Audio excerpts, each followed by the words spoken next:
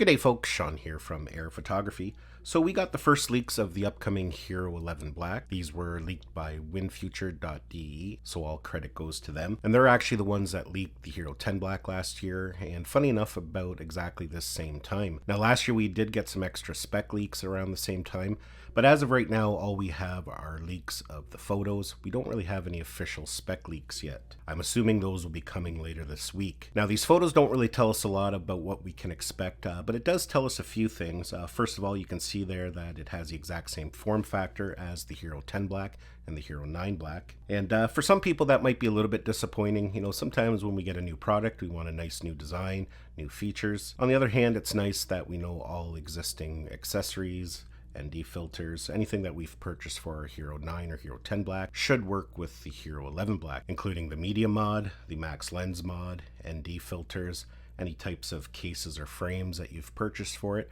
All of those should work with the new upcoming Hero 11. Most likely, like we see from year to year, a lot of it's going to be internal. So let's go ahead here. We'll take a look at some of the photos. Now these appear to be the official ones that GoPro will be using for launch on their product pages. And like I said, they don't really show us a lot. As you can see, everything looks pretty well identical. There's a top-down view. Now, one thing that's interesting here, if we take a look at the back view, you can see that the screen size hasn't changed. It appears to be very similar, and that will be disappointing for many people. A lot of people were hoping for a full-size touchscreen, making use of all the real estate on the back there. Some people, they don't really care about that, but for some people it helps them, navigate the menu, framing shots. It can make it a little bit easier. The only thing when you do have a larger screen, you do have the potential that it will drain your battery quicker and possibly create more heat. Again, there we can see the back and the side button. The only difference there, that one says 11, this one here says 10. We still have that microphone drain there on the side. Here we have a front view, and there it is on a GoPro mount. As you can see at the bottom there, it has the exact same style of connector. Some people were hoping for a built-in quarter 20 like we see on some accessories.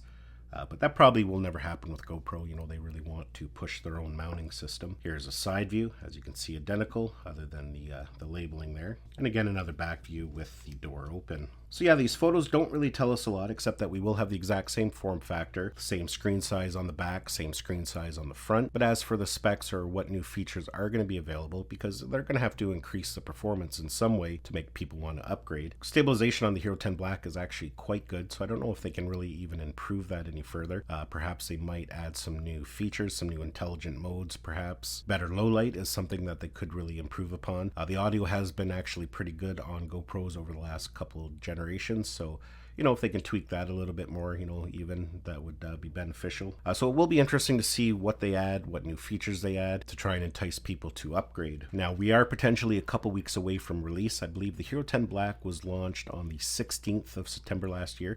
So that's basically 2 weeks from now. So we should start getting more information over the coming week. Now, what will be really interesting to see what other things they perhaps release alongside of it, or maybe later on in the fall.